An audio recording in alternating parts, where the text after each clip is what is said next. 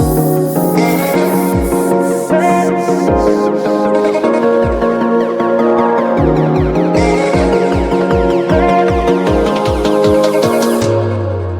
Hello hello, क्या हाल चाल। आप सबको नमस्कार। Welcome to the platform of physics navigator.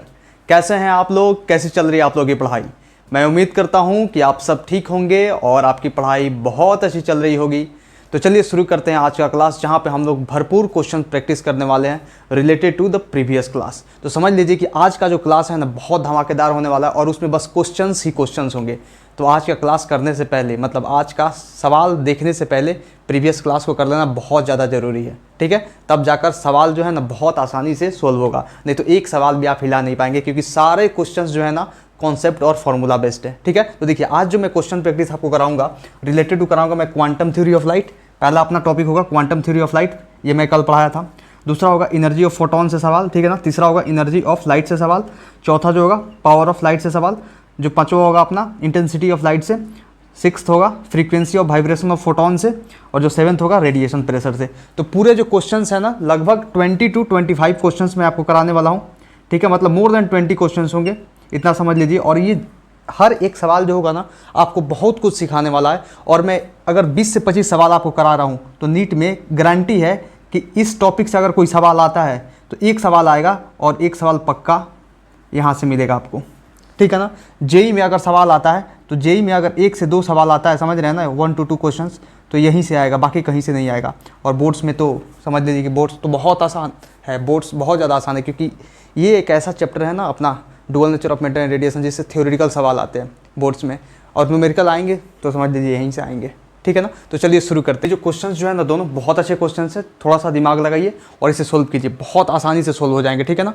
देखिए जल्दी जल्दी फटाफट, 1 मिनट का समय दिया जा रहा है, ठीक है ना। बहुत आसान क्वेश्चन है, दोनों क्वेश्चन के लिए 1 मिनट का समय, मतलब पर क्वेश्चन 30 सेकेंड्स, ठीक है। हो गया, कर लिया आपने सोल्यूशन। देखिए मैं कराता हूँ, देखिए बहुत आसान, आराम से समझिएगा। If intensity becomes double then number of photons will be, ठीक है। दूसरा सवाल है if frequency and intensity both becomes double then number of photons will be. इन दोनों सवालों को पहले समझने की कोशिश कीजिए। पहला ये समझिए सवाल, इफ इंटेंसिटी बिकम्स डबल, ठीक है, then number of photons will be. अच्छा, मतलब पहले इंटेंसिटी डबल हुआ तब नंबर ऑफ फोटॉन्स पे क्या फ़र्क पड़ेगा। नंबर ऑफ फोटॉन्स डबल होगा, सेम रहेगा, या हाफ रहेगा, या क्वाड्रपल, मतलब 4 टाइम्स हो जाएगा। क्या लग रहा है, क्या लग रहा है आपको, क्या सोच पा रहे हैं, मतलब क्या यहाँ पे लॉजिक क्या लगा सकते हैं, कौन सा फॉर्मूला आप सोच पा रहे हैं यहाँ पे, क्या सोच पा रहे हैं। देखिए मैं बता रहा हूँ आपको, आपने एक चीज़ पढ़ा था कि इंटेंसिटी जो होता है directly proportional to number of photons होता है। कब होता है, जब फ्रीक्वेंसी कांस्टेंट हो। और फ्रीक्वेंसी कांस्टेंट यहाँ पे है, कहीं नहीं दिया हुआ है, कहीं नहीं दिया हुआ है। तो मैं आपको नोट्स में क्या लिखाया था, मैं आपको नोट्स में लिखाया था कि अगर सोर्स सेम हो या सिंगल हो, मतलब एक हो, या इन्फॉर्मेशन अबाउट द सोर्स नहीं दिया हो, तब फ्रीक्वेंसी कांस्टेंट होगा। तो सोर्स के बारे में यहाँ पे कुछ बात किया है, नहीं किया है, तो फ्रीक्वेंसी कांस्टेंट होगा। फ्रीक्वेंसी जब कांस्टेंट होगा तो intensity directly proportional to number of photons होगा। मतलब इंटेंसिटी डबल हुआ तो नंबर ऑफ फोटॉन्स भी डबल हो जाएगा। तो यहाँ पे आंसर हो जाएगा अपना ए। तो यहाँ पे लिख दो कि if intensity becomes double, if intensity becomes double then number of photons also becomes double। कितना आसान था, बहुत ज़्यादा आसान था ना, बस सोचना था हल्का, ठीक है ना। देखिए अब सेकेंड क्वेश्चन को सोचिए, ठीक है ना। सेकंड क्वेश्चन को सोचिए। अब सेकंड सवाल है if frequency and intensity both becomes double then number of photons will be. बहुत अच्छा सवाल है ये, और ये एससी वर्मा का सवाल है, एससीबी का सवाल है, ठीक है ना। बहुत मस्त सवाल है ये। इस सवाल को गौर से देखिएगा, देखिए समझिए। फ्रीक्वेंसी को भी डबल किया जा रहा है, इंटेंसिटी को भी डबल किया जा रहा है। अब पूछ रहा है कि नंबर ऑफ फोटॉन्स पे क्या फर्क पड़ेगा, डबल होगा, सेम होगा, हाफ होगा, या क्वाड्रपल होगा, ठीक है। करते हैं। तो आपको एक और चीज़ बताया था, क्या बताया था कि इंटेंसिटी जो होता है ना डायरेक्टली प्रोपोर्शनल टू NF होता है। कब होता है ये, कब होता है, जब अपना फ्रीक्वेंसी कांस्टेंट ना हो तब। तो फ्रीक्वेंसी यहाँ पे कांस्टेंट कहाँ है, देखो तो सही। फ्रीक्वेंसी को क्या किया गया है, डबल किया गया है। फ्रीक्वेंसी कहाँ कांस्टेंट है, फ्रीक्वेंसी को डबल किया गया है। मतलब फ्रीक्वेंसी पहले कुछ था, बाद में उसका डबल हो गया। पहले f था तो 2f हो गया। तो यहाँ पे कांस्टेंट का बात ही नहीं है, तो फ्रीक्वेंसी कांस्टेंट नहीं है, तो ये हम लगा सकते हैं। तो देखा जाए तो शुरुआत में इनिशियल सिचुएशन में इंटेंसिटी कितना था, I था, फ्रीक्वेंसी कितना था, f था। अब बोल रहा है कि I से 2I हो जाए इंटेंसिटी और f से 2f हो जाए फ्रीक्वेंसी। तो नंबर ऑफ फोटॉन्स पहले अगर n था तो ये n डैश का वैल्यू क्या होगा, यही पूछ रहा है ना एन डैश का वैल्यू क्या होगा। तो देखो यहाँ पे अगर नंबर ऑफ फोटॉन्स निकाला जाए, मतलब इस इनिशियल सिचुएशन में यहाँ पे, सॉरी यहाँ पे इसको लिखा जाए ऐसे, इधर नहीं, यहाँ पे अगर इनिशियल सिचुएशन में एन निकाला जाए, एन का वैल्यू क्या निकलेगा और ये एन डैश का वैल्यू क्या निकलेगा। तो यहाँ पे निकालो एन का वैल्यू, यहाँ पे क्या निकलेगा, सीधी बात है, आई बराबर एन एफ है तो N equal to I by F हो जाएगा। तो यहाँ पे आई बाई एफ, कोई दिक्कत नहीं, यहाँ से एन का वैल्यू आई बाई एफ हो जाएगा, ठीक है ना। अब देखो यहाँ पे इस एन डैश का वैल्यू मतलब नंबर ऑफ फोटॉन्स इस सिचुएशन में, ठीक है ना। देखो यहाँ पे तो ये हो जाएगा 2i/2f, 2i/2f, 2 से 2 कैंसिल, मतलब i/f ही आ गया। मतलब पहले भी i/f नंबर ऑफ फोटॉन्स था और अब भी नंबर ऑफ फोटॉन्स कितना है, i/f, मतलब n बराबर n डैश मतलब सेम। समझे कैसे समझाया आपको, समझ गए, ठीक है, समझ गए ना। चलो बहुत आसान था, ठीक है, चलिए सब नोट कीजिए जल्दी फटाफट। Now look at the next question. Next question आपके बोर्ड पे ये रहा, ठीक है ना। एक मिनट समय लीजिए दोनों सवाल के लिए, क्योंकि थोड़ा सा इसमें कैलकुलेशन है, ठीक है ना। बहुत मजे से 2 मिनट में दोनों सवाल को सोल्व कीजिए, ठीक है ना, जल्दी जल्दी फटाफट, ठीक है, जल्दी जल्दी फास्ट। हो गया, कर लिया आपने। देखिए बहुत आसान सवाल था। देखिए यहाँ पे what is the energy in joule associated with a photon of wavelength 4000 angstrom, ठीक है। अब इसमें करना क्या है, कौन सा फार्मूला लाएगा, सोचिए। मैं हर चीज़ तो करा चुका हूँ आपको, कौन सा फार्मूला लाएगा बताइए, जल्दी कमेंट में बताइए कौन सा फार्मूला लाएगा, कौन सा। देखिए सी बात है, पहले देखा जाए दिया क्या गया है, उसका अनुसार हम फार्मूला सोचेंगे, ठीक है ना। दिया गया अपना लैम्डा कितना दिया है, 4000 एंगस्ट्रॉम, ठीक है भाई, 4000 एंगस्ट्रॉम दिया हुआ है और पूछ रहा है एनर्जी इन जूल, मतलब एनर्जी आपको जूल में बताना है, ठीक है, ठीक है। तो आपको क्या बताया था, एक फार्मूला लिखाया था, फार्मूला ये लिखा था कि जो एनर्जी ऑफ फोटोन होता है ना, वो होता है 12400, वो भी आंसर इलेक्ट्रॉन वोल्ट में आता है, और इलेक्ट्रॉन वोल्ट में आता है, और अगर एंगस्ट्रॉम में दिया है, सॉरी एंगस्ट्रॉम में दिया है, हाँ ठीक है, इलेक्ट्रॉन वोल्ट में आता है। अगर एंगस्ट्रॉम में दिया है तो आप यहाँ पे लेमदा यूज करोगे, यहाँ पे एंगस्ट्रॉम में, लेमदा एंगस्ट्रॉम में यूज करोगे तो आंसर इलेक्ट्रॉन वोल्ट में आएगा, ठीक है ना। अब आपको क्या करना है, इस इलेक्ट्रॉन वोल्ट को क्या कर देना है, आपको जूल में चेंज करके आंसर देना है, ठीक है ना। तो पहले क्या करते हैं, इलेक्ट्रॉन वोल्ट में हम निकाल देते हैं आंसर, ठीक है ना। तो निकालिए, यहाँ पे ई हो जाएगा अपना 12400 बटे लेमदा कितना है 4000, आंसर अपना किस में आएगा, इलेक्ट्रॉन वोल्ट में। इसको कटाते हैं, ठीक है, ये गया, ये 4 से कटाइए, तो 4 से कितना बार में हो जाएगा, 4 3 12, 4 एकम 4, मतलब ये हो जाएगा अपना ना, 2 ही गया, 0 गया ना, तो 1 0 तो बच गया यहाँ पे, तो इसको कटाइए ना, ये हो जाएगा 4 एकम 4 3 12, 4 एकम 4 मतलब 3.1, ये 0 चला जाएगा ऊपर, तो 3.1 इलेक्ट्रॉन वोल्ट, मतलब इलेक्ट्रॉन वोल्ट में तो अपना इतना ये आंसर आया, ठीक है ना। लेकिन अपने को क्या देना है, आंसर जूल में देना है, जूल में, ठीक है, यहाँ समझ में आ रहा है ना। जूल में आंसर देना है जब आपको, तो यहाँ पे जूल में इसको कन्वर्ट कीजिए, तो यहाँ पे 3.1 इंटू जूल में जब कन्वर्ट करते हैं तो 1 electron volt is equal to होता है 1.6 इंटू 10⁻⁻19 जूल। तो हम डाल देंगे यहाँ पे 1.6 इंटू 10⁻⁻19 जूल। अब इसको जब इसका मल्टीप्लिकेशन कीजिएगा तो आपका आंसर आएगा 4.96 इंटू 10⁻⁻19 जूल, ठीक है ना। और कौन सा आंसर है, देखिए यहाँ पे आंसर अपना ये है 4.96 इंटू 10⁻⁻19 जूल। लेकिन यहाँ पे सावधान हो जाइए, यहाँ पे 3.1 इलेक्ट्रॉन वोल्ट भी दिया हुआ है और यहाँ पे बोथ ए एंड बी भी आंसर दिया हुआ है, मतलब ए और बी दोनों, और 3.1 इलेक्ट्रॉन वोल्ट भी आंसर आ रहा है और 4.96 इंटू 10⁻⁻19 जूल भी आंसर आ रहा है। तो आप यहाँ पे बताइए कि कौन सा आंसर होगा, सोचिए बताइए कौन सा आंसर होगा। आप बोलोगे सर दोनों आंसर होगा, सही सी बात है, लेकिन ठीक है दोनों आंसर सही है, लेकिन यहाँ पे जो सवाल बोल रहा है कि जूल में आपको आंसर देना है, तो आप आंसर यहीं टिक कीजिएगा। आंसर सही है दोनों, लेकिन आंसर सवाल के अनुसार कौन सा आंसर सही है, सबसे सटीक आंसर ये है, क्योंकि जूल में पूछा है आंसर, बोल दिया कि जूल में आपको देना है, जूल में, तो ये आंसर होगा। समझ गए ना, क्योंकि जो सवाल पूछेगा वही अपने को करना है। आंसर तो दोनों सही है, लेकिन सवाल क्या बोल रहा है, जूल में दो, तो जूल में दो आंसर, ठीक है ना। देखिए यहाँ पे the momentum of photon of wavelength 5000 angstrom will be, momentum of photon of wavelength 5000 angstrom will be, क्या दिया हुआ है देखते हैं। दिया हुआ क्या, इसमें भी लैम्डा दिया हुआ है, लैम्डा कितना दिया हुआ है अपना 5000 एंगस्ट्रॉम। अब पूछ रहे हैं मोमेंटम, तो मोमेंटम का फॉर्मूला आपको एक ही बताया था कि ई बराबर पी सी लगाओ, एनर्जी ऑफ फोटोन बराबर पी सी, मतलब ई बराबर पी सी मतलब प्रियंका चोपड़ा। अब मोमेंटम निकालना है तो energy of photon by C मतलब H C by lambda C, हाँ हो जाएगा ना, H C by lambda C, energy of photon H C by lambda होता है ना, अब आई सी का सी, तो सी से सी गया मतलब एच बाई लेमदा, पी बराबर एच बाई लेमदा। अब यहीं हम क्यों यूज किए, इसलिए क्योंकि पी मतलब मोमेंटम और लेमदा मतलब वेवलेंथ में यही रिलेशन बन रहा है बहुत अच्छे से, तो ये रिलेशन हम यूज करते हैं। तो अपने को क्या निकालना है, मोमेंटम निकालना है तो P इज इक्वल टू हो जाएगा H का वैल्यू कितना होता है 6.6 इंटू 10⁻−34। लैम्डा का वैल्यू कितना है 5000 एंगस्ट्रॉम। लेकिन इसको क्या करेंगे, यहाँ पे आंसर दिया हो केजी मीटर पर सेकंड में, तो अपने को क्या करना है, इसको चेंज कर लेना है बहुत प्यार से मीटर में। तो 1 एंगस्ट्रॉम में कितना मीटर होता है 10⁻10 मीटर होता है, तो 10⁻10 डाल देंगे। अब इसका हम सॉल्यूशन करेंगे तो क्या होगा, ये 3 जीरो और ये, तो यहाँ से क्या करते हैं ना, बहुत सिंप्लीफाई ऐसे करते हैं 6.6 इंटू 10⁻34 बट ये 5 इंटू ये 3 जीरो और ये 10, तो 10 का पावर -7 हो जाएगा।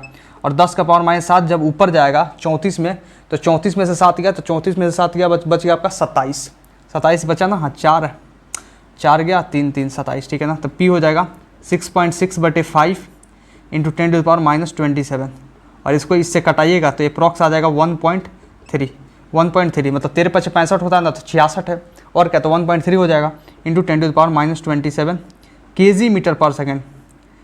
मास इंटू वेलोसिटी, यही तो मोमेंटम का यूनिट होता है, सीधी सी बात है। तो 1.3 into 10⁻27 KG metre per second. मतलब आपने ये 2 सवाल करके क्या सीखा, आपने ये सीखा कि हाँ भैया थोड़ा सा कैलकुलेशन करना पड़ेगा और कैलकुलेशन के लिए आपको 1 इलेक्ट्रॉन वोल्ट का वैल्यू आना चाहिए और यहाँ पे आपको कैलकुलेशन के लिए 1 एंगस्ट्रॉम का वैल्यू आना चाहिए। और दोनों का वैल्यू आपको लिखा था कि 1 इलेक्ट्रॉन वोल्ट में 1.6 इंटू 10⁻19 जूल होता है और 1 एंगस्ट्रॉम में 10⁻10 मीटर होता है। समझ रहे हैं ना, तो हर चीज़ बताया हुआ है, बस जो सवाल है उसको देखना है, गिवन क्या दिया हुआ है, समझ रहे हैं ना, उसके अनुसार फार्मूला चिपकाना है और कैलकुलेट करके आंसर लाना है। तो चलिए नोट कीजिए जल्दी फटाफटी से। बहुत शानदार क्वेश्चन है, ठीक है ना, और इन क्वेश्चंस को करने के बाद बहुत कुछ सीखने को मिलने वाला है, ठीक है ना। जल्दी फटाफट कीजिए इसे, जल्दी फास्ट। दोनों क्वेश्चंस के लिए 2 मिनट समय दिया जा रहा है, जल्दी फास्ट क्वेश्चंस करना है भाई लोग, क्वेश्चंस करना है, अपने से करना है, समझ रहे हो ना। क्वेश्चन को छोड़ो मत, मेरा इंतजार मत करो कि मैं कराऊंगा आपको। बहुत आसान क्वेश्चन है, इससे आसान क्वेश्चन कहीं मिलेंगे ही नहीं। समझ लीजिए कि ये ऐसा चैप्टर है ना, ये मॉडर्न फिजिक्स का ऐसा चैप्टर है जिसमें सबसे आसान सवाल आता है, सबसे आसान, बस फार्मूला लगाना है और आंसर लाना है। तो जस्ट आप PYQ भी प्रैक्टिस कर दीजिएगा तो आपका हो जाएगा। ये दोनों PYQ ही है, समझ लीजिए ये दोनों PYQ है, ठीक है। जल्दी फटाफट कीजिए। हो गया, कर लिया आपने, कर लिया, पॉज करके कर दिया। देखो, the velocity of photon is proportional to, अरे भाई वेलोसिटी ऑफ फोटोन की वेलोसिटी क्या किस चीज़ पे डिपेंड करती है, किसी चीज़ पे डिपेंड नहीं करती है ना, फ्रेम ऑफ रेफरेंस पे डिपेंड करता है,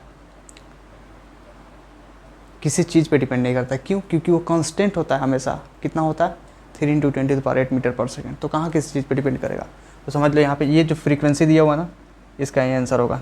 न्यू नोट का मतलब क्या हुआ, न्यू का पावर 0, मतलब ये लिख सकते हो ना इसके सॉल्यूशन में कि ये इसका आंसर जो होगा ना फ्रीक्वेंसी वो होगा न्यू का पावर 0, ये आंसर होगा अपना। इसका मतलब ये होगा कि ये इसका पावर 0 मतलब इक्वल टू 1 हो गया। समझ रहे हो ना, किसी भी चीज़ का पावर 0 मतलब क्या होता है 1, मतलब इस पर डिपेंड ही नहीं करता। मतलब यहाँ पे लिख सकते हो कि velocity of photon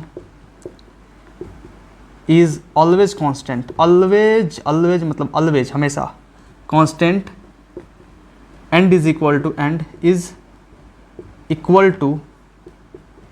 3 × 10⁸ metre per second. Always हमेशा होता है इतना ही।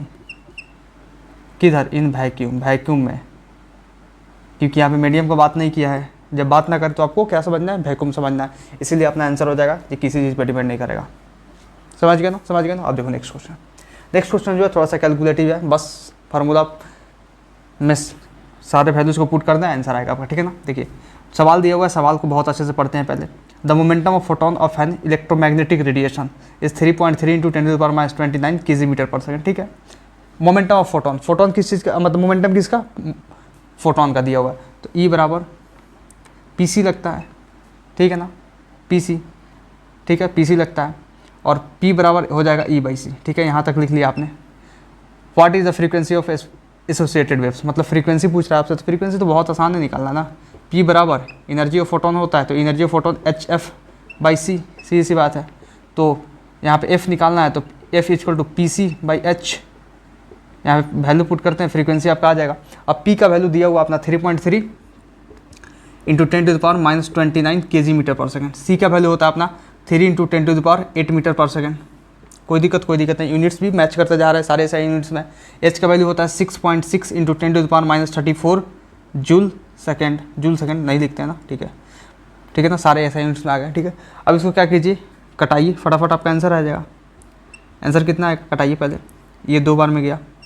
ठीक है ना, ये 10 का पावर -29 और ये 10 का पावर -34, पहले यहाँ पे कीजिए। -29 और 8 कितना हो जाएगा, -21, और -34 ऊपर जाएगा मतलब +34, 34 में से 21 गया 13, और ये 3/2 मतलब 3/2 इंटू 10 टू द पावर -13 मतलब 1.5 इंटू 10 टू द पावर -13 नहीं +13, सॉरी +13 है ना, हाँ +13, इसका आंसर आ जाएगा फ्रीक्वेंसी का हर्ट्ज। समझ में आया कैलकुलेशन कैसे किया, कैलकुलेशन बहुत ज़्यादा आसान था। ठीक है ना, तो अपना आंसर हो गया ये। ठीक है ना, जल्दी नोट कीजिए इससे जल्दी।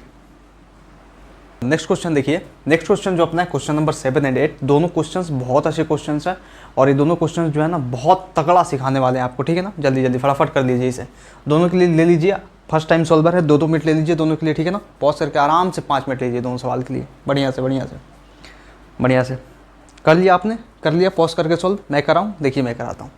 क्वेश्चन अपना है कि the number of photons per second on an average emitted by the source of monochromatic light of wavelength 600 nanometre when it delivers the power of 3.3 into 10 to the power -3 what will B.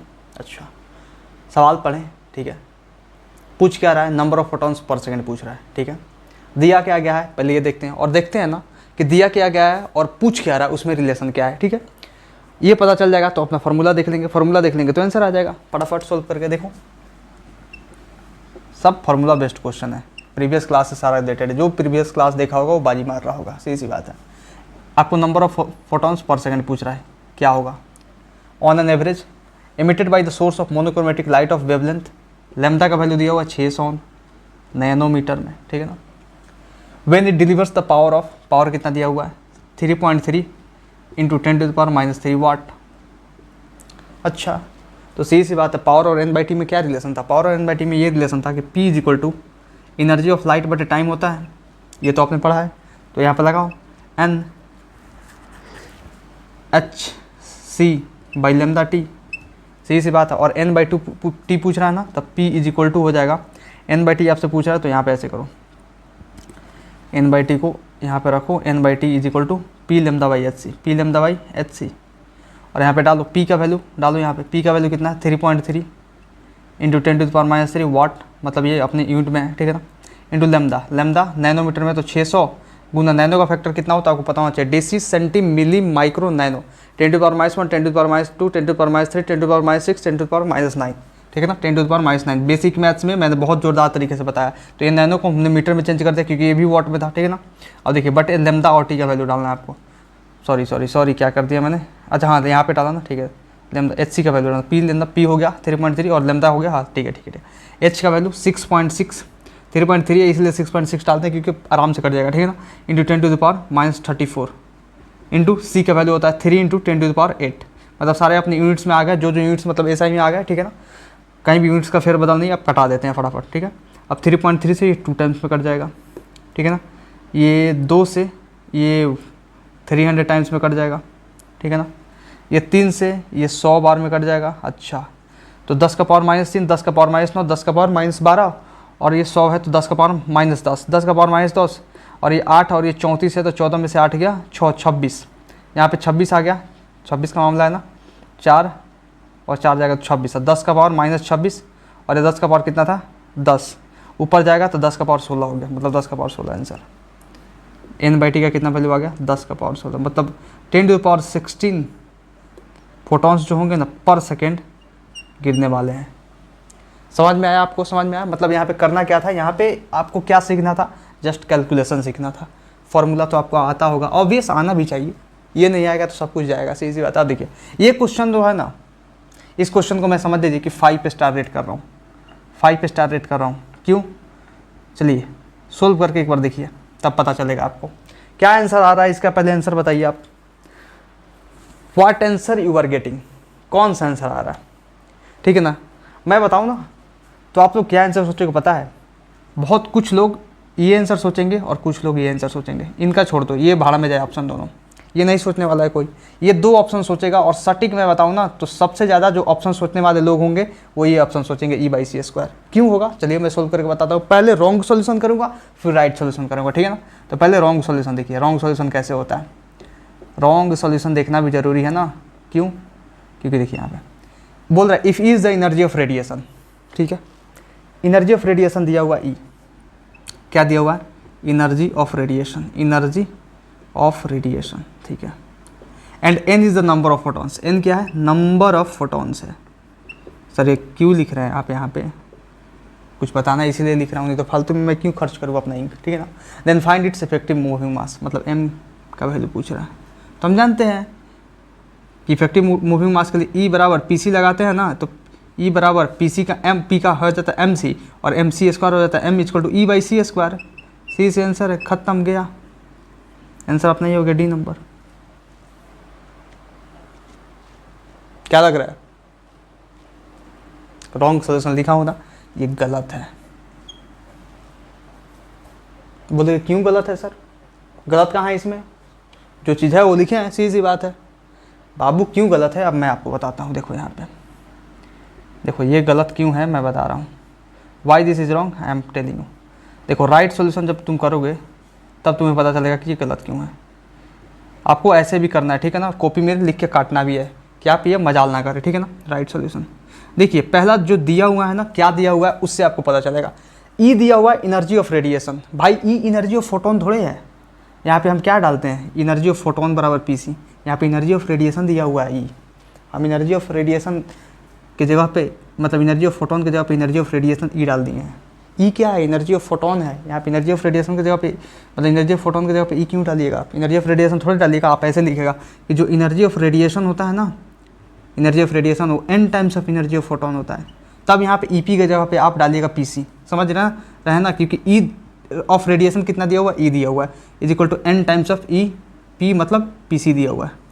अब यहाँ से लगाइए E is equal to N into P C, मतलब M सी square. अब यहाँ से आ जाएगा आपका मूविंग मास का वैल्यू कितना हो जाएगा? ई बाई एन सी स्क्वायर। ये आपका सटीक और सबसे सही आंसर होगा, मतलब ऑप्शन नंबर आपका भी। आप समझे यहाँ पे? समझे यहाँ पे खेल का कहाँ हुआ? खेल जस्ट यहाँ हुआ आपको, यहाँ पे E is the energy of radiation. अगर यही सवाल में अगर दे दिया जाता if E is the energy of photon, तो आप आंसर कौन सा देते? आंसर ये देते। लेकिन सवाल जो है ना थोड़ा सा घुमा दिया आपको चेक किया कि आपका जो प्रेजेंस ऑफ माइंड है कितना काम करता है अच्छे से, जस्ट ये एनर्जी ऑफ रेडिएशन लेके, ठीक है ना। तो बहुत अच्छा सवाल था ना। चलिए इसे नोट कीजिए, नेक्स्ट क्वेश्चन की तरफ आप मूव करते हैं। Now moving towards the next question. Next अपना है question number 9 and question number 10, ठीक है ना। जल्दी फटाफट इन दोनों सवाल को कर लीजिए, बहुत आसान सवाल है दोनों। ये बहुत पिद्दी से सवाल है, समझ लीजिए, कुछ नहीं है इसमें बचा हुआ, कुछ नहीं, ठीक है ना। और दोनों इंपॉर्टेंट सवाल है, ऐसे ही सवाल आते हैं आपके एग्जाम में। जल्दी जल्दी फटाफट कर दीजिए, जल्दी कर दो। हो गया? कर लिया आपने? मैं कराऊँ? करा दूँ? अरे करा दूँ, बोले यार, करा दूँ सच में। देखो क्वेश्चन नंबर 9 जो है बोल रहा है कि a source S1 is producing 10 to the power 15 photons per second of wavelength 5000 angstrom, ठीक है। Another source S2 is producing 1.02 into 10 to the power 15 photons per second of wavelength 5100 angstrom. It's okay. Then power of S2 by power of S1 is equal to. बहुत आसान है, बहुत ज़्यादा। कैसे कर लिए होगे तुम सोल्व? क्या आंसर आ रहा है? कौन सा आंसर आ रहा है? कमेंट में करके बताओ जल्दी, कौन सा आंसर आ रहा है। देखो S1 सोर्स जो है ना, S1, इसके लिए क्या क्या दिया हुआ है पहले ये देखते हैं। 10 to the power 15 photons per second of wavelength 5000, मतलब n बाई टी का वैल्यू दिया हुआ है इसमें ना। n बाई टी का वैल्यू कितना दिया हुआ है? 10 का पावर 15। और इसमें लैम्डा का वैल्यू दिया हुआ है 5000 एंगस्ट्रॉम। तो हम यहाँ पे n बाई टी इसको 1 लिखेंगे, एक 1 के दिया, इसको लैम्डा 1 लिखेंगे कि S1 का बात कर रहा है। अब S2 सोर्स पे जैसे हम जंप किए, हमें क्यों पता चला कि भाई उस सोर्स का जो n बाई टी का वैल्यू दिया हुआ है ना, सेकेंड सोर्स का, वो दिया हुआ है 1.02 into 10 to the power 15 photons per second of wavelength कितना? 5100। लैम्डा 2 कितना दिया? 5100 एंगस्ट्रॉम। चलो भाई, then power of S2 by power of S1। तो पावर का फॉर्मूला आपने क्या पढ़ा था? जो पावर होता है ना, वो होता है एनर्जी ऑफ लाइट बटे टाइम। हमेशा जो है ना शुरू से करके लास्ट तक फार्मूला जाएंगे। ऐसे क्या होगा? ऐसे पकड़ बनेगी कि कैसे फार्मूला आएगा। डायरेक्ट आप याद कीजिएगा कि NHC बाई लैम्डा टी या NHF बाई टी होता है, तो क्या पता आप भूल जाए वहाँ पे, तो याद मत कीजिए, आप ये याद कीजिए कि एनर्जी ऑफ लाइट बटे टाइम होता है, ठीक है ना। तो NHC बाई लैम्डा टी होता है ना, सीधी सी बात है। HC तो कांस्टेंट है, इन दोनों के लिए तो HC कांस्टेंट है, तो इसको उड़ाते हैं, मतलब n power equal to power directly equal to n by lambda T आ गया, तो टी भी तो कांस्टेंट हो जाएगा ना, क्योंकि नहीं टी कांस्टेंट नहीं होगा तो एन बाई टी दिया हुआ तो टी कांस्टेंट कैसे होगा, टी कांस्टेंट नहीं होगा, ठीक है ना। तो यहाँ पे ये आ गया ना अपना, ये आ गया, समझ गए ना। अब देखो यहाँ पे हम क्या कर सकते हैं ना, यहाँ पे क्या कर सकते हैं, अब देखो अब दोनों के लिए लगा सकते हैं P1 बटे P2। अब P1 बटे P2 लगाएंगे तो यहाँ पे देखिए, तो n बाई टी का ही वैल्यू दिया हुआ है, लेमदा का ही वैल्यू दिया हुआ है, तो कर देते हैं, क्या दिक्कत है, कर देना, करते हैं, कोई दिक्कत नहीं। अब देखिए अब इसके लिए क्या करते हैं, पहले के लिए पावर निकाल देते हैं, तो S1 के लिए ऐसे लिखते हैं P1 बटे P2। यहाँ पे स्पेस थोड़ा सा कम है, हम इसको क्या करते हैं, थोड़ा इरेज करते हैं, इतना आप थोड़ा सा मैनेज कीजिए, मैं इसको थोड़ा इरेज करता हूँ, ठीक है ना। पावर कितना आ गया, यहाँ पे लिख दीजिए, पावर कितना आ गया, यहाँ से चालू करते हैं, power is equal to NHC by lambda T आया ना। यहाँ पे ये कांस्टेंट होगा, मतलब power directly proportional to n by T into 1 upon lambda, यही है, सीधी बात है। अब हम यहाँ पे क्या करते हैं, थोड़ा सा कैलकुलेशन की तरफ बढ़ते हैं, यहाँ पे कैलकुलेशन ही मेन इंपॉर्टेंट है, ठीक है ना। देखिए n बाई टी पहले P1 लिखेंगे, तो P1 के लिए हम n बाई टी 1 लिखेंगे इंटू लेमदा 1 अपॉन लेमदा 1 लिखेंगे, तो n बाई टी कितना है, n बाई टी पहले के लिए 10 का पावर 15, ठीक है ना, गुने 1 अपन लेमदा दिया हुआ, मतलब 1 अपन 5000 एंगस्ट्रॉम, 1 अपन 5000 एंगस्ट्रॉम, लेकिन यहाँ पे एंगस्ट्रॉम दिया हुआ है और ऊपर क्या दिया हुआ 10 का पावर 15 फोटोस, एंगस्ट्रॉम दिया हुआ है ना, कोई बात नहीं, दूसरे में भी एंगस्ट्रॉम है तो कट जाएगा, इसमें किसको चेंज करने की जरूरत ही नहीं है, अगर चेंज भी कीजिएगा तब भी कटेगा जाकर। अब देखिए बाई P2 अगर हम करते हैं, P2 करते हैं, इसको बीच में डालते हैं ना, अगर हम P2 करते हैं, P2 ऐसे कीजिए, ऐसे कीजिए, P1 लिख लिया ना आपने, अरे रुको यार ये घूंच पोछ हो गया, स्पेस नहीं है, थोड़ा सा गड़बड़ी हो रहा है, देखो ऐसे करते हैं ना, P1 लिखते हैं, P1 कितना आ गया, P1 का वैल्यू लिख दे, पहले P1 लिख लो, P2 लिख दो, फिर उसके बाद कटा लेना, ठीक है ना, सबसे आसान होगा। P1 कितना आ जाएगा, n by T 1 upon lambda 1 हो जाएगा, तो n बाई टी का वैल्यू कितना दिया, 1 के लिए 10 का पावर 15 बट 1 अपन लेमदा 1 मतलब 5000 एंगस्ट्रॉम, हो गया, कोई दिक्कत नहीं। अब यहाँ से लिख दो P2 कितना हो जाएगा, P2 आपका हो जाएगा 10 का पावर 15, यहाँ पे 1.02 इंटू 10 का पावर 15, कोई दिक्कत नहीं, बट कितना 5100 एंगस्ट्रॉम, 5100 एंगस्ट्रॉम, सीधा P1 अपन P2 कर देते हैं। जब P1 अपन P2 करेंगे, P1 अपन P2 तो कितना आएगा, 10 का पावर 15 बटे 5000 गुना P2 करेंगे, तो P2 का ये वैल्यू आएगा 1.02 into 10 to the power 15 but ऊपर आएगा 5100, कोई दिक्कत नहीं। अब देखिए यहाँ से हम कटाते हैं, इसको हम जैसे कटाएं 2 जीरो और आ गया, ठीक है, कोई दिक्कत नहीं। अब 3 जीरो से 3 जीरो गया यहाँ पे, 10 का पावर 15 से 10 का पावर 15 गया, ये दिया 102, ये 510 और नीचे 5 है, तो 5 गुना 102 होगा 510, 510 गुना 510 कट गया भाई, ये किसका, तो एक आंसर है।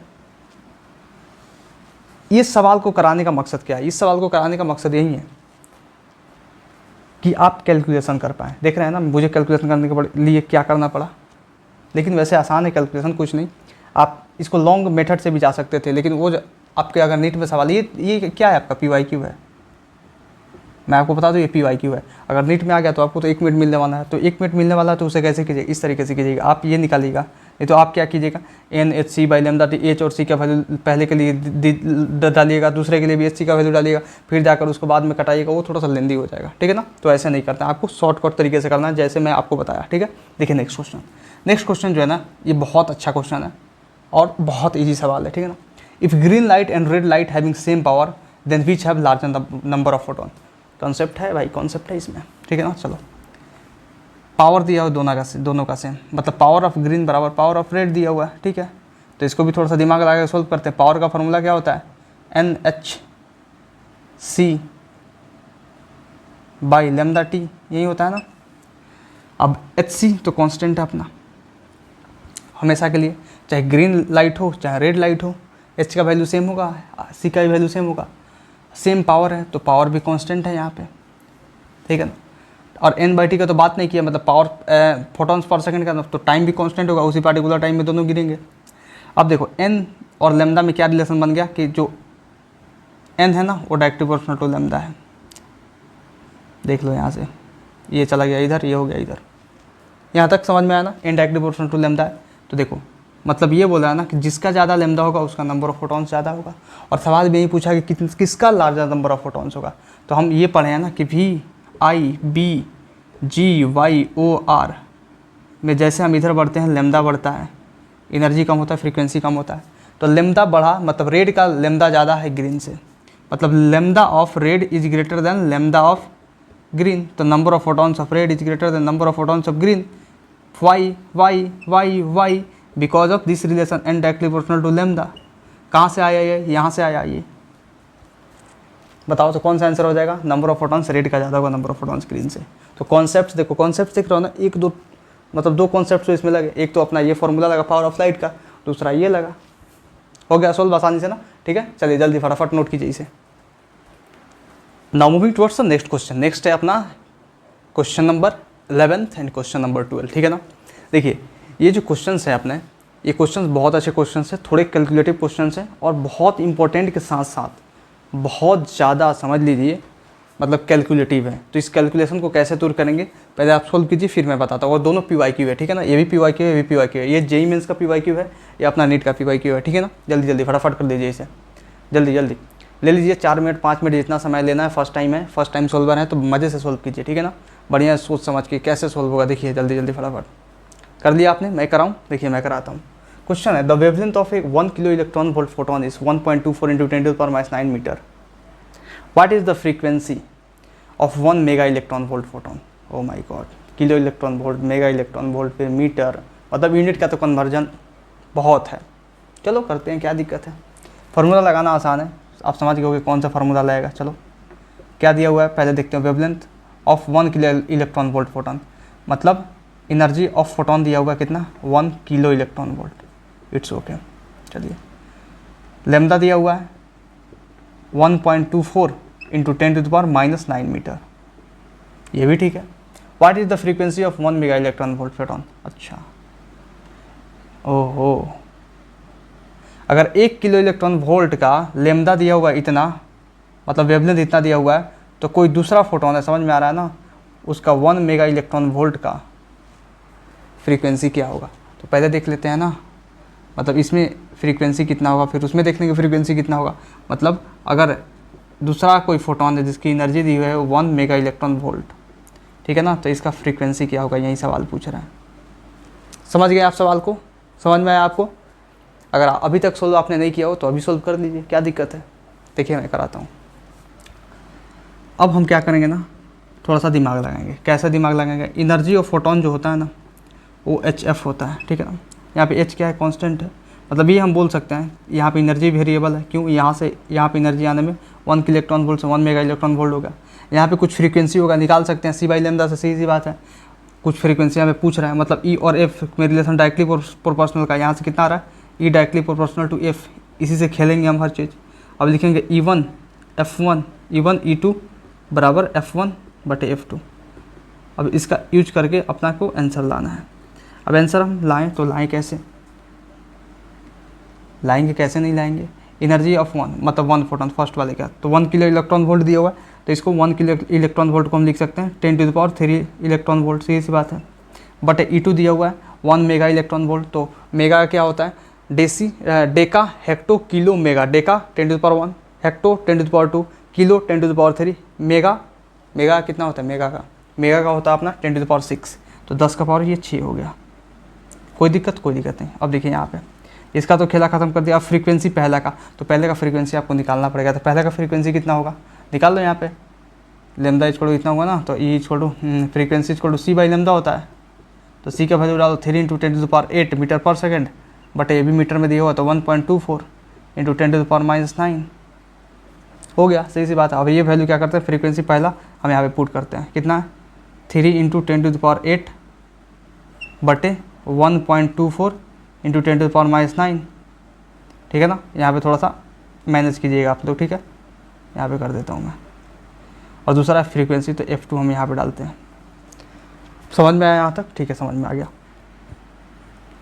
अब नेक्स्ट कैलकुलेशन करते हैं। F2 को भेजते हैं इधर, कैलकुलेट कर देंगे फटाफट, ठीक है ना। और देखिए यहीं पे कटा देते हैं, क्या दिक्कत है। 10 का पावर 3 हो गया, 10 का पावर 3 हो गया। और कुछ कटेगा? 10 का पावर 3 भेजते हैं ना F2 को। चलिए F2 को भेजते हैं, क्योंकि यहीं अपने को फाइंड करना था। ये 10 का पावर 3 इधर जाएगा, तो 3 into 10 to the power 8 into 10 का पावर 3 बटे 1.24 इंटू 10 टू द पावर -9।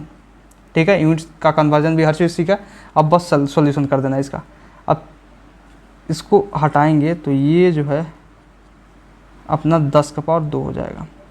अब 10 का पावर 8, 10 का पावर 3, 10 का पावर 2, 8 3 11 2 13, 13 और 10 का पावर -9 ऊपर जाएगा, तो -9 जब ऊपर जाएगा तो कितना हो जाएगा, 13 और 9 22 हो गया, मतलब 3 बटे 124 गुना 10 का power 22। It's okay, it's okay. अब देखिए, अब यहाँ पे क्या करते हैं ना, हम इसको ऐसे भी तो कर सकते हैं, frequency F2 is equal to 3 बटे 124। हम क्या करते हैं ना, यहाँ से डबल जीरो लाते हैं और इसको 10 का पावर 20 से रहने देते हैं। अब 124 को जब 300 से करोगे तो 124 दूना 248 आएगा, पॉइंट समथिंग समथिंग, तो 2.4 आएगा इंटू 10 का पावर 20 हर्ट्ज़। कौन सा आंसर है, ये वाला आंसर है। लेकिन आप एक सवाल आपके दिमाग में आ रहा होगा कि सर ठीक है, आपने तो ये सब करा दिया, आपने आंसर ला दिया, आप एक बात बताओ, यहाँ पे आपने हर्ट्ज़ में क्यों आंसर लाया। देखो भाई, अगर कुछ भी नहीं दिया होता तो हम तो ला देते हर्ट्ज़ में, कुछ भी नहीं दिया हो तो हम ऐसा यूनिट से समझेंगे। समझ में आ रहा है ना। तो हर्ट्ज़ क्या होता है, पर सेकेंड यूनिट होता है, तो अपने को ऐसे लाना पड़ेगा। समझ गया ना, ठीक है। अब देखिए दूसरा जो सवाल है ना, ये अपना जेईई मेंस का है। ये अपना सवाल था नीट का PYQ था, ठीक है। देख रहे हैं ना नीट का PYQ कितना है, मतलब कितना सारा कैलकुलेशन है। बस समझ लीजिए कैलकुलेटिव सवाल इसमें आएंगे, बाकी होंगे पीदी से आसान, ठीक है ना। बस कैलकुलेशन में गलत कीजिएगा तो जाइएगा। ये जेईई मेंस का सवाल है, जेईई मेंस का सवाल है, और जस्ट थोड़ा सा पढ़ना है केयरफुली, ये सोल्व हो जाएगा, ठीक है ना। देखिए सॉल्यूशन मैं करता हूँ। क्वेश्चन है, the wavelength of an X ray beam is 10 angstrom, ठीक है ना। एक्सरे बीम है, उसका 10 एंगस्ट्रॉम वेवलेंथ दिया हुआ है। The mass of a fictitious particle having the same energy, ठीक है, having the same energy as that of a X ray photon, मतलब एक्सरे बीम है, उसका कुछ फोटोन होगा, ठीक है ना। अब बोल रहा है mass of particle having the same energy as that of X ray photon. मतलब देखिए यहाँ पे दो चीज़ का है, ठीक है ना। एक तो एक्सरे बीम का फोटोन है, और एक फिक्सियस पार्टिकल है उसका फोटोन है। समझ में आ रहा है ना, उनका दोनों का सेम एनर्जी है। मतलब एनर्जी ऑफ, यहाँ पे दिया जाए एक्सरे बीम का वो एनर्जी ऑफ फिक्सियस पार्टिकल, जो फिक्सियस पार्टिकल है ना, फिक्सियस पार्टिकल उसका है एनर्जी। समझ गया, समझ गए। तो यहाँ पे देखो, यहाँ पे कर सकते हैं ना, क्या कर सकते हैं। अब देखिए पूछ क्या रहा है पहले समझिए। Then the value of x is equal to x/3 h kg दिया हुआ है, मास दिया हुआ है, ठीक है ना। और मास किसका दिया हुआ है, ये फिक्सियस पार्टिकल का दिया हुआ है। तो इसके क्या लिख सकते हैं, इसको लिख सकते हैं hc/λ लिख सकते हैं।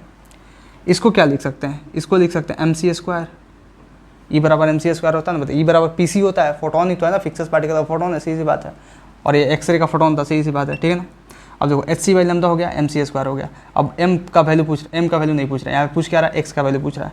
तो हम x का वैल्यू पूछ रहा है तो डालेंगे, सीधी सी बात है। h का वैल्यू डाले कि नहीं डाले, छोड़ दे, क्यों, क्योंकि h यहाँ पे दिया हुआ कट जाएगा यहाँ पे h। c का वैल्यू नहीं डालेंगे, c से c कट गया, चलिए यहीं पे कट गया, हटाओ ना इसको, λ आ गया ना। अब m का वैल्यू दिया हुआ x/3 h kg, ठीक है ना, इंटू ये c हो गया। कोई दिक्कत नहीं, h से h गया, मतलब अपना ये बोल सकते हैं कि x का वैल्यू आ गया 3/λc, ठीक है ना। अब 3/λc, अब λc का वैल्यू डालते हैं, आंसर आएगा 3 बट लैम्डा का वैल्यू दिया 10 एंगस्ट्रॉम। लेकिन हम देखिए यहाँ पे हम 10 एंगस्ट्रॉम नहीं डालेंगे, उसको हम मीटर में कन्वर्ट करेंगे, क्योंकि सी का जो होता है ना 3 × 10⁸ मीटर पर सेकेंड होता है, मीटर में होता है, इसीलिए हम करेंगे। मतलब 10 गुना 10 का पावर 10 ऊपर चला जाएगा, क्योंकि 10 का पावर -10 होगा ना, वो ऊपर लेके चले जाएंगे। सी का वैल्यू होता है 3 × 10⁸ metre per second, 3 × 10⁸ metre per second. अब 3 से 3 गया, अब 10 और 8 कितना हुआ, 9, मतलब ऊपर 10 का पावर 10 और नीचे 10 का पावर 9, मतलब बचा 10।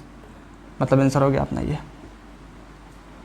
समझ गए ना। मतलब x इज इक्वल टू हम बोल देंगे सुभान अल्लाह, 10 आंसर।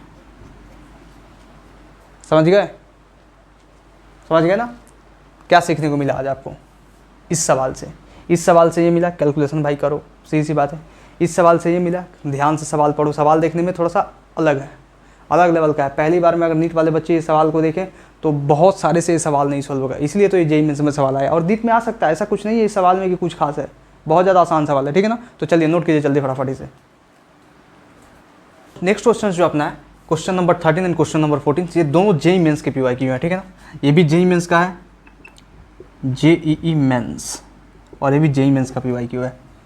नीट में कभी भी आ सकता है, ठीक है ना। जेईई मेंस में तो आएगा ही ऐसा सवाल, और आते भी हैं, ठीक है ना। देखिए मतलब जितना भी आपको कॉन्सेप्ट कल कराया था उससे देखिए कितने सारे पीवाईक्यू में करा रहा हूँ, मतलब जितना भी सवाल आपको आज देने वाला हूँ ना, समझ लीजिए उसमें 95%, मोर देन 95% क्वेश्चन आपके पीवाईक्यू हैं।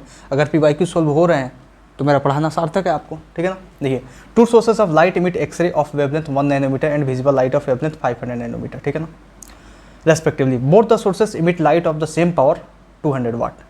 The ratio of number of density of photons of X-ray to the number of density of photons of the visible light of the given wavelength is number of density of photons। यहाँ पे ये समझना है भाई, वही है n/t का बात कर रहे हैं। number of density of photons क्या पूछ रहा है, number of density of photons, density of photons, the ratio of the number of density of photons of X-ray to the number of density of photons, n/t का बात कर रहा है। number of density of photons बोले ना तो n/t है, ठीक है ना। अब देखिए यहाँ पे two sources of light, X ray का बात है और एक अपना विजिबल लाइट का बात है, ठीक है। अब एक्सरे में क्या दिया हुआ है, अपना वेवलेंथ दिया हुआ है और उसमें भी विजिबल में भी वेवलेंथ दिया हुआ है, ठीक है। पावर सेम है, पावर सेम है तो पावर का बात आया तो power equal to energy of light बट टाइम होता है।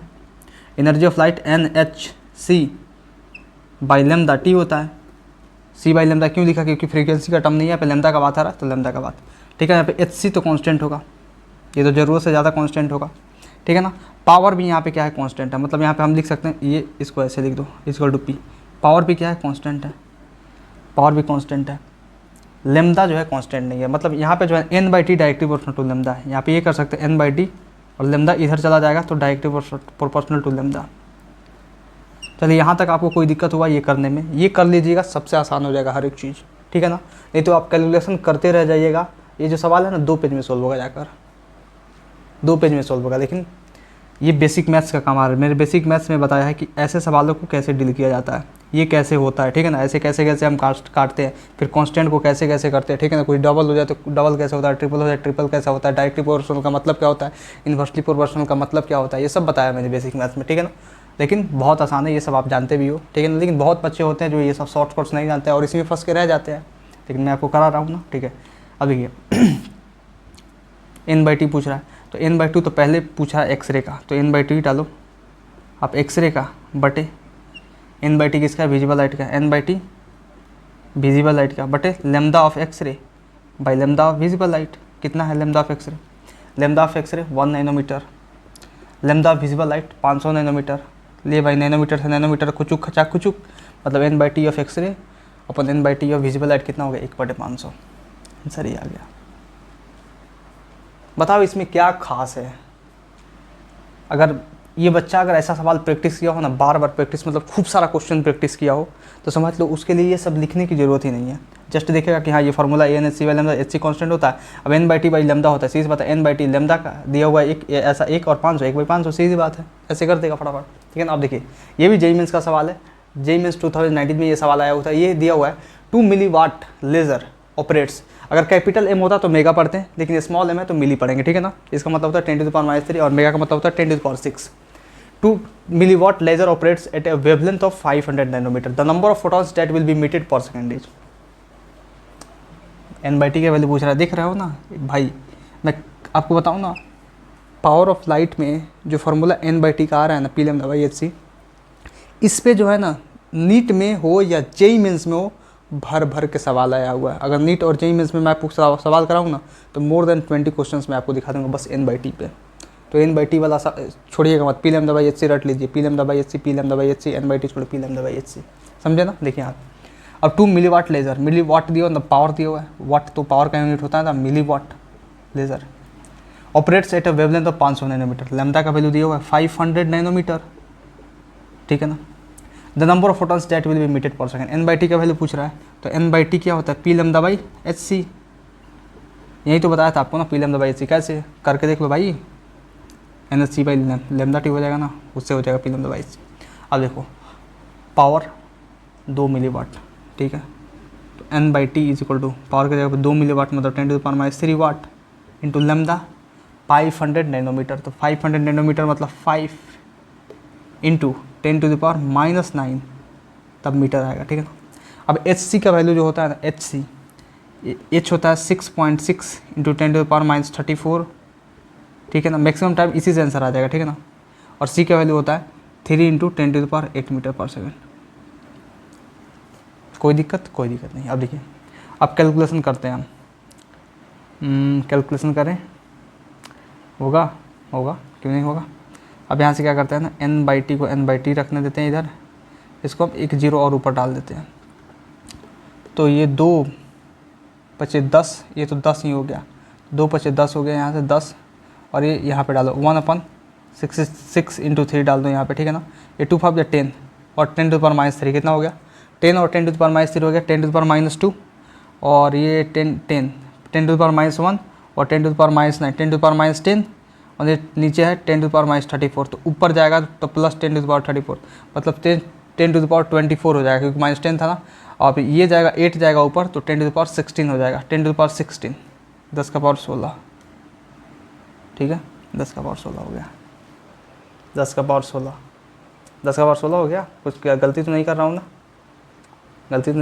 गलती देखो, रुको एक बार और कैलकुलेशन ही है जो मैंने यहाँ पे 2 पचे 10 हो गया ना, ठीक है, 10 और 10⁻3 कितना होगा, 10⁻−2 10⁻−2 और 10 कितना हुआ, 10⁻1 सॉरी -1, हाँ 10⁻−1 10⁻−1 और 10⁻−9 कितना हुआ, 10⁻−10, और ये 8 ऊपर गया तो -8, मतलब 10⁻−18, और ये जाएगा तो +34, 10⁻−18 और 34 में से 18 गया आपका हो जाएगा, 14 में से 8 गया 6, और 2 में से 1 गया 1, 16 बच्चा, ठीक है ना, 16, तो 16 बच्चा, तो ये हो गया 10⁻16, इट्स ओके 10⁻16, ठीक है।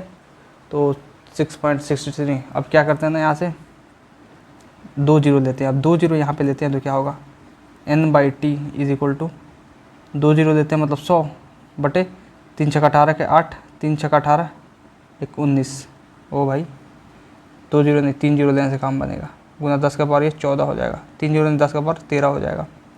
10⁻13 के टर्म्स में कोई आंसर है, नहीं आंसर है यार, कुछ गड़बड़ी हो रहा है, शायद कुछ वैल्यू पुट करने में गड़बड़ी हुआ है क्या, देखा जाए। 2 मिलीवाट, ठीक है, मिलीवाट डेसी सेंटीमिली 10⁻3, ठीक है ना। पी लेमडा 5 × 10⁻9, 5 × 10⁻9, अरे 5 × 10⁻9 मैंने क्यों रखा, यही तो गड़बड़ हुआ है ना। ओ तुमको बताना चाहिए ना, बता भी नहीं रहे हो तुम लोग यार। 500 नैनोमीटर दिया हुआ है, मैंने 5 × 10⁻9 रखा हुआ है, वहीं क्यों गड़बड़ कहाँ हो रहा है, शुरू में भाप किया था 500 × 10⁻9, और ये इसका एक 10 आया था 10। अब ये 500 है ना, तो 500 है तो 10⁻18 हो जाएगा ना, 500 है तो क्या हो गया 10⁻18 हो गया, सीधी सी बात है। 10⁻18 में से हम क्या करेंगे ना, 10⁻18 नहीं, चलो फिर से करते हैं, ठीक है, इट्स ओके, फिर से करते हैं। अब देखो n/t 2 पचे 10, 2 पचे 10 ऐसे मत करो, 2 पचे 10 मत करो, ऐसे करो, ये हुआ 10⁻3 और 10⁻3 ये कैंसिल कर गया, ठीक है। अब देखो ये हुआ 10⁻8, ठीक है, पहले ऐसे कर देते, 198 हुआ 3 × 18 का 3 × 18 19। अब 10⁻8 और 10⁻8 ऊपर गया 10⁻16, ठीक है ना, 10⁻16 और +34, 10⁻16 और 34, 16 34, 34 में से 16 गया 18 होता है क्या, 14 में से 6 गया 8, 18 10⁻18 हुआ ना, ठीक है, आ गया आंसर यार। n/t = हो जाएगा। अब इसको क्या करते हैं ना, 100 नहीं 1000 लेते हैं, 1000 लेते हैं बटे 198 गुना 10⁻15। अब 198 से ये करेंगे तो 5 टाइम्स में जाएगा, ठीक है ना, अप्रॉक्स 5 टाइम्स में जाएगा ना, अप्रॉक्स 5 पॉइंट समथिंग टाइम्स में, तो 5 टाइम्स जाएगा, तो n/t का वैल्यू कितना आ गया आपका 5 × 10⁻15 फोटॉन्स पर सेकेंड, यही आंसर होगा, ठीक है ना। 5 पॉइंट समथिंग आएगा, लेकिन इसमें अपना 5 × 10⁻15 दिया हुआ है, आंसर हो जाएगा। देख रहे हो मास्टर से कैलकुलेशन में गलती हो जा रहा है, कैलकुलेशन में गलती नहीं हुआ है, गलती कहाँ हुआ है, मास्टर गलती यहाँ पे किया है कि यहाँ पे सवाल को सावधानी से पढ़ तो लिया है, लेकिन यहाँ पे वैल्यू पुट करने में नाकामयाब हो गया। तो ऐसे आप लोगों से भी होता है, मुझसे भी होता है, लेकिन सावधान रहना है, ठीक है ना, सावधान रहना है और थोड़े से अच्छे से सॉल्व करना है। चलिए नोट कीजिए जल्दी फटाफट से। Now look at our next question. Next question जो है ना बहुत अच्छा क्वेश्चन है, ये क्वेश्चन नंबर 15 खासकर बहुत अच्छा क्वेश्चन है। क्वेश्चन नंबर 16 भी पकड़ पाइएगा तो बहुत अच्छा सवाल है, ठीक है ना। जल्दी जल्दी फटाफट कर लीजिए, 1-1 मिनट का समय मिलता है आपको दोनों सवाल में, ठीक है ना। जल्दी जल्दी फटाफट, fast fast fast fast fast fast. दिल की तन्हाई को आवाज बना लेते हैं, दर्द जब हद से गुजरता है तो गा लेते हैं। समझ रहे हो ना, गाना गाने का कारण यही है, दर्द जब हद से गुजरता है तो गा लेते हैं। आ जाओ देखते हैं, इधर देखो। ए प्लेट ऑफ मास 10 ग्राम, ठीक है भाई, is in equilibrium in air due to light beam on plate, then power of beam if surface area of plate is A, ठीक है ना। प्लेट ऑफ मास 10 ग्राम नहीं, एम ग्राम लिखिए यहाँ पे, एम ग्राम तो एम जी लगेगा ना, तो ऐसे लिखो आप, एक काम करो, कैपिटल एम इसको बना लो ना, स्मॉल एम ही है, स्मॉल एम और ग्राम ऐसे लिखो, ग्राम, जी एम लिखो, ग्राम, ठीक है ना, इससे समझना है, ठीक है। Is in equilibrium in air due to light beam on plate, then power of beam if surface area of plate is A and completely reflecting. आगे अपना रेडिएशन प्रेशर का सवाल, देखिए सोल्व करते हैं इसको, समझते हैं पहले बहुत अच्छे से, ठीक है ना। सवाल जो बोल रहा है ना, एक देखिए, हवा में लटका हुआ है अपना एक प्लेट है, ठीक है ना। इसको ऐसे एज्यूम कीजिए, ऐसे, ठीक है। A plate of mass M gram, ठीक है ना, इसका मास कितना है, M gram, it's okay. Is in equilibrium in air due to light beam on plate, light beam इधर से जा रहा है, लाइट बीम इधर से लाइट बीम जा रहा है, ठीक है ना, जिसके चलते इक्विलिब्रियम में, ठीक है ना। मतलब ऊपर भी कुछ एक फोर्स इधर से लग रहा है, तो ऊपर से भी कुछ एक फोर्स लग रहा होगा, मतलब इधर से पकड़ने वाला एक मान लीजिए ये फोर्स लग रहा है, तो ऊपर से भी कुछ दबा रहा होगा फोर्स, और दोनों फोर्स इक्वल होगा, तभी जाकर क्या होगा, इक्विलिब्रियम होगा। इतना तो समझ गए, इक्विलिब्रियम का मतलब होता है नेट फोर्स जीरो, मतलब ऊपर वाला फोर्स माइनस नीचे वाला फोर्स बराबर जीरो होना चाहिए, ठीक है। अब देखिए, then power of beam if surface area of plate is A and completely reflecting, completely reflecting surface का बात कर रहा है, क्या बात कर रहे हैं यहाँ पे, कम्प्लीटली रिफ्लेक्टिंग। तो आपको पावर पूछ रहा है, पावर कितना होगा, कम्प्लीटली रिफ्लेक्टिंग है, कम्प्लीटली रिफ्लेक्टिंग का मतलब गयो आई इंटेंसिटी का, आयो आई इंटेंसिटी का, समझ में आ रहा है ना, जितना गयो उतना ही आयो, समझ गया। तो यहाँ पे आप क्या बोल सकते हो, यहाँ पे बोल सकते हो कि यहाँ पे प्रेशर जो होगा ना 2I/c होता है, इतना तो कोई भी बोल सकता है, सही सी बात है। Pressure equal to force by area होता है, तो यहाँ पे आप फोर्स अगर लिखना चाहें तो फोर्स तो एरिया इंटू प्रेशर हो जाएगा, सही सी बात है ना। अरे देखो यहाँ पे pressure equal to force by area, तो फोर्स क्या हो जाएगा, प्रेशर इंटू एरिया हो जाएगा ना, P इंटू ए। तो P इंटू ए हम यहाँ पे डालते हैं, फोर्स के जगह पे क्या डालते हैं, P इंटू ए, मतलब P है 2I/c इंटू ए, और 2I/c इंटू ए, ये फोर्स अपना लगा रहे हो, कितना फोर्स लगा रहे हो, ऊपर जो लगा रहे हो फोर्स वो कितना है 2IA/c, लेकिन जो नीचे फोर्स लाएगा अपना, नीचे कितना लगेगा, mg लगेगा, तभी तो दोनों बैलेंस होगा, दोनों इक्विलिब्रियम है। मतलब अपना आया 2IA/c बटे जो ये प्लेट नीचे लगा रहा है फोर्स वो है mg। समझ में आया यहाँ तक, समझ में आ गया। अब देखो, अब यहाँ पर तो बोल रहा है आपको पावर निकालने के लिए, लेकिन यहाँ पे तो पावर का टर्म है नहीं, लेकिन आपको पता होना चाहिए कि जो अपना पावर होता है ना वो I इंटू ए होता है। अब ये कैसे होता है सर, कल का लेक्चर देखा है, नहीं देखा है, देखा है कल का लेक्चर, नहीं देखा है तो कोई बात नहीं देखा तो मैं बता दे रहा हूँ। इंटेंसिटी इक्वल टू क्या होता है, एनर्जी ऑफ लाइट बटे टाइम होता है ना, एनर्जी बटे लाइट बटे सॉरी एनर्जी ऑफ लाइट बटे AT होता है ना। एनर्जी ऑफ लाइट बटे T कितना होता है, आई एनर्जी ऑफ लाइट बटे T कितना होता है ये तो बताओ, पावर होता है ना, तो इसको लिख सकते हैं ना, I इज इक्वल टू, मतलब यहाँ पे लिख सकते हैं I is equal to P/A, मतलब P is equal to IA हो गया, यहाँ से समझ गए, यहाँ तक समझ गए ना। तो P is equal to IA, आप जैसे यूज कीजिएगा P is equal to IA, इसका यूज जैसे ही कीजिएगा यहाँ पे आपको मिल जाएगा 2P/c is equal to mg, मतलब यहाँ पे कुछ कटने वाला है, नहीं कटने वाला है, ठीक है ना। तो हम क्या करते हैं, पावर निकालना, पावर मतलब mg, ये c इधर जाएगा बटे 2 नीचे आएगा, अपना ये फटाक से आंसर आ गया। सवाल को सोचिएगा तो आंसर आएगा mgc/2। अब इसमें सोचना क्या था, इक्विलिब्रियम बोल रहा है, तो इक्विलिब्रियम बोल रहा है मतलब नीचे से कुछ फोर्स लग रहा होगा, ऊपर से भी कुछ फोर्स लग रहा होगा, दोनों फोर्स आपस में बराबर होगा, बैलेंस कर रहा होगा।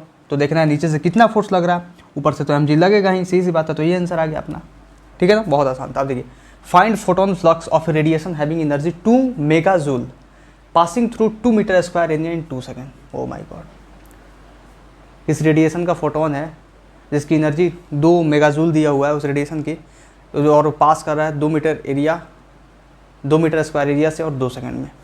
तो फोटोन फ्लक्स बोल रहे हैं ना, मतलब फोटोन फ्लक्स मतलब नहीं समझ में आया सर, फोटोन फ्लक्स का मतलब क्या होता है, आपने तो नहीं पढ़ाया है, इंटेंसिटी ऑफ लाइट पढ़ाया नहीं था, इंटेंसिटी ऑफ लाइट को ही तो बोला जाता है फोटोन फ्लक्स।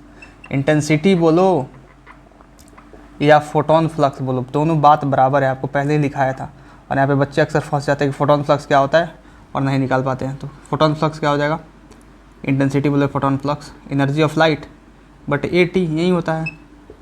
तो एनर्जी ऑफ लाइट कितना दिया हुआ है, सीधी सी बात है 2 मेगा जूल, मेगा मतलब 10⁶, डेका हेक्टो किलो मेगा, अपन एरिया कितना दिया हुआ है 2 मीटर स्क्वायर, सीधी सी बात है। तो अपना जूल में आ गया ये मीटर स्क्वायर में, और 2 सेकंड में, मतलब सारे खेल ऐसा यूनिट्स में चल रहे हैं, ठीक है ना। तो यहाँ पे कुछ छेड़खानी करने की जरूरत नहीं, ये हो गया। अब मान लो इधर एक 10 निकालते हैं तो 10 का पावर हो जाएगा 5/2, मतलब ये हो जाएगा 5, मतलब अपना आंसर आ गया I = 5 × 10⁵ joule per metre square second.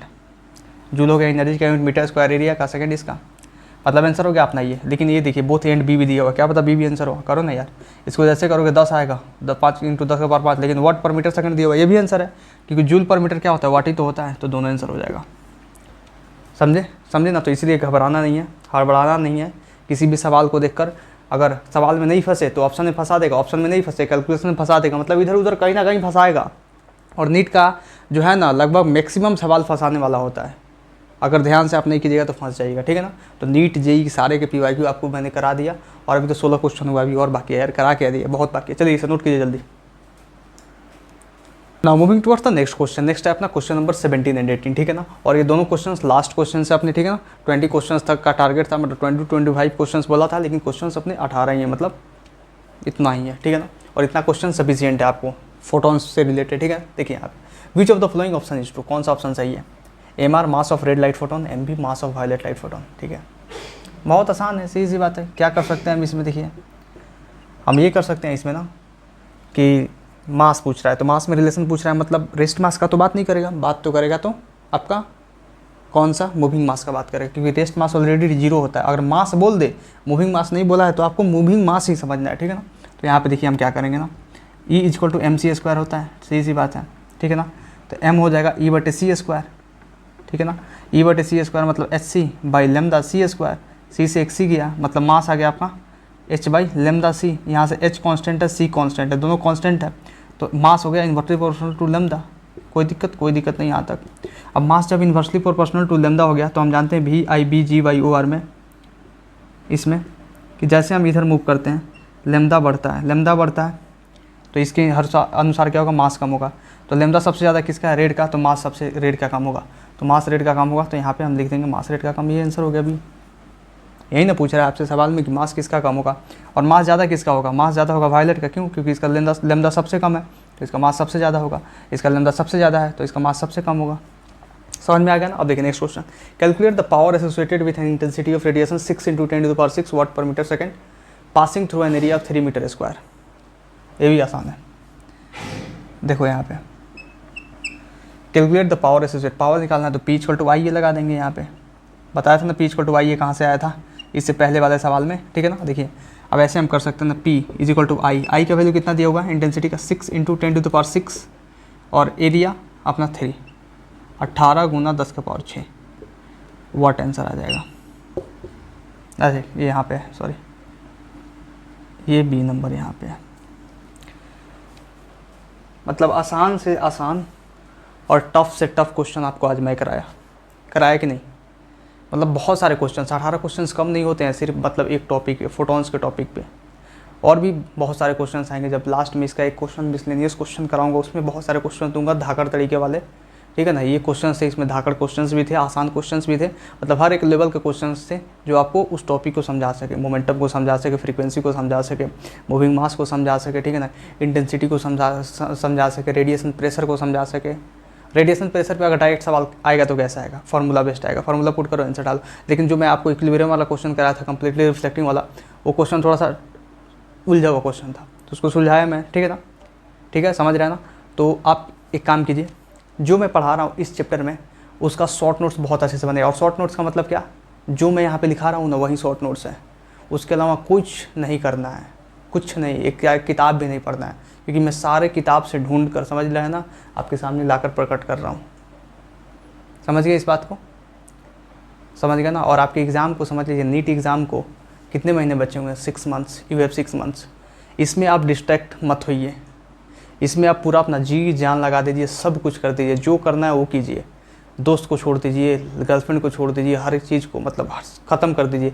6 महीने में आप अगर पा लीजिएगा ना, जिस चीज़ के पीछे आप लगे हुए हैं, इस एग्ज़ाम के पीछे, 6 महीने में अगर इस पा लेते हैं तो सब कुछ आपके पास होगा। दोस्त भी होगा, गर्लफ्रेंड भी होगी, समझ रहे हो ना, पैसा भी होगा, क्योंकि पैसा होगा तो सब आएंगे। ठीक है, तो आप बात को समझिए। You have only 6 months left and 6 months of your hard work, consistency, focus and discipline can change your life forever. But if you don't do good in these 6 months, then every will go from you. सब कुछ चला जाएगा तुमसे, तुम्हारी इज्जत चली जाएगी। इज्जत लोग नहीं करते हैं भाई, लोग ही तो इज्जत करते हैं ना। तुम अपने आप में इज्जत करके क्या कर दोगे अपना? लोग ही करते हैं, तुम्हारे आसपास वाले इज्जत नहीं देंगे तुमको। जिसको फंसाए हो ना, वो भी छोड़ के चली जाएगी तुमको। फंसाया हुआ शब्द मैंने क्यों प्रयोग किया? क्योंकि तुम फंसाए ही हो झांसे में। परमानेंट कब होगा? परमानेंट तब होगा जब तुम एग्ज़ाम निकालोगे और तुमसे उसका शादी होगा। दोस्त भी टेम्प्रोरी हैं, कुछ नहीं है इस दुनिया में। One leave is permanent. तुम गए, सब कुछ किया, तो तुम्हारे ही चलते सब कुछ है। तो पहले तुम अपने आप को संवारो, अपने आप को प्रायोरिटाइज़ करो। इस 6 महीने में कंसिस्टेंसी, फोकस, डिसिप्लिन और हार्ड वर्क, ये 4 चीज़ अपरंपार होना चाहिए। इतना सोच लो कि जो चीज़ मेरे रास्ते में, मेरे सफलता में जो भी चीज़ आ रही है ना, मैं उस सब को छोड़ूंगा, चाहे कुछ भी हो। बस 6 महीना घुट घुट के जीने से अच्छा है ना कि 6 महीना इतना पढ़ लो, इतना पढ़ लो, इतना पढ़ लो ना कि ज़िंदगी आने वाला बहुत आसान हो जाए। 6 महीना में अपने आप को ऐसा बदल लोगे ना, ऐसा कर लोगे कि हीरा बन जाओगे। समझो इस बात को, ठीक है ना। तो जो मैं अभी करा रहा हूँ ये बहुत ज़्यादा इंपॉर्टेंट है। इस चीज़ को बस करते चलो, उंगली पकड़ के चलते चलो, ठीक है ना। Physics navigator is always with you. हमेशा था, हमेशा रहेगा और हमेशा रहता रहेगा। अभी तो इसको बहुत आगे बढ़ाना है, सपना बहुत बड़ा है, ठीक है ना। समझ गए? तो मेहनत करो, मेहनत करना बहुत ज़रूरी है, समझ रहे हो ना। और मेहनत के साथ साथ डिसिप्लिन, फोकस और कंसिस्टेंसी जो है ना, ये क्या है? ये स्मार्ट वर्क की तरफ लेके जाता है आपको। तो चलिए आज के लिए बस इतना ही। Thank you very much. आप सबको नमस्कार। पढ़ते रहिए, जिंदा रहिए।